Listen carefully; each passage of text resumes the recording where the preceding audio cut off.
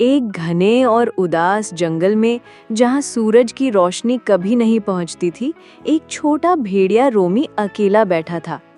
तभी एक बूढ़ा और जादुई उल्लू आलोक उसके पास आया और उसने बताया कि जंगल की रोशनी एक दुष्ट चूहे राजा ने चुरा ली है।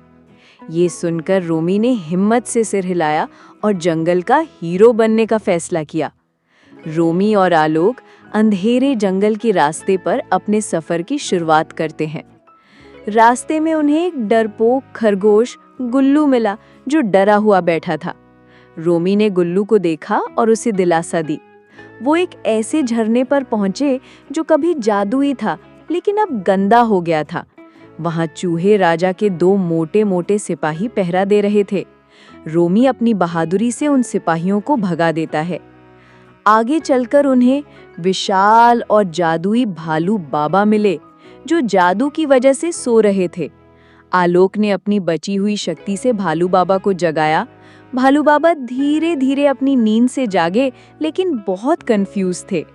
रोमी और आलोक ने उन्हें अपना मिशन समझाया। भालू बाबा खुशी खुशी उनकी मदद करने को तैयार हो गए। भालू बाबा ने अपनी पूरी ताकत से खड़े होकर उन्होंने रोमी के साथ जाने का फैसला किया। अब रोमी, आलोक और भालू बाबा तीनों मिलकर चूहे राजा के महल पहुंचे। महल के अंदर चूहा राजा अंधकार अपनी जादुई रोशनी के थ्रोन पर बैठा था। रोमी ने हिम्मत करके महल में कदम रखा और अंधकार को देखा। अंधकार ने रोमी का मजाक उड़ाया लेकिन रोमी ने अपनी हिम्मत नहीं छोड़ी। तभी भालू बाबा और आलोक महल में आ गए और अंधकार हैरान और डर गया। भालू बाबा को देखकर अंधकार अपने सिंहासन के पीछे छिप गया। रोमी ने चतुराई से अंधेरे का ध्यान भटकाया और रोशनी के टुकड़े को वापस ले लिया।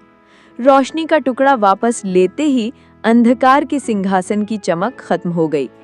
डर कर अंधकार वहां से भाग गया और जंगल में रोशनी वापस आ गई। रोमी, आलोक और भालू बाबा अपनी जीत पर खुश हो गए। रोशनी वापस आते ही गुल्लू खरगोश और बाकी जानवर रोमी के पास आए और उसे हीरो की तरह गले लगा लिया। रोमी अब बिल्कुल अकेला नहीं था, बल्कि वो बहुत खुश और उसे बहुत गर्व महसूस हो रहा था। अंधकार को अपनी गलती का एहसास हुआ और वो जंगल में शांति से रहने लगा।